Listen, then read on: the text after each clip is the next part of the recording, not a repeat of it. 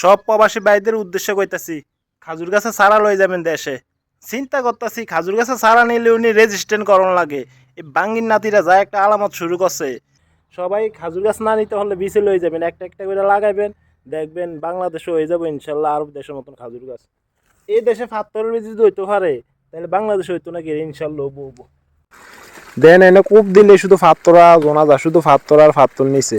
এই গাছটা 1 বছর হয়েছে না লাগাইছে, এমন আছে সামনের বছর ইনশাল্লাহ খাজুরও হতে পারে, এত তাড়াতাড়ি বড় হয়ে গেছে। বাংলাদেশে মাটি অনেক ভালো, বাংলাদেশে তো আরো আগে হবো। এটা গাতা করতেছে কারণ কি, তা আগে গাছটা ছিল ছোটো, জায়গাটা ছিল ছোটো, পানিও কম লাগতো। গাছটাও বড় হয়েছে, পানিও বেশি লাগবো। আর এটার ভিতরে সামার দন লাগবো, সামারটা দিলে অন শীতকাল না আরো শক্ত হয়ে উঠবো, পাওয়ারটা বাড়বো আরো। তো মনে করেন খাজুর গাছে কাম করতে করতে কিছুটা তো অভিজ্ঞতা হয়েছে, এই কারণে আর কইয়ে দন লাগে না।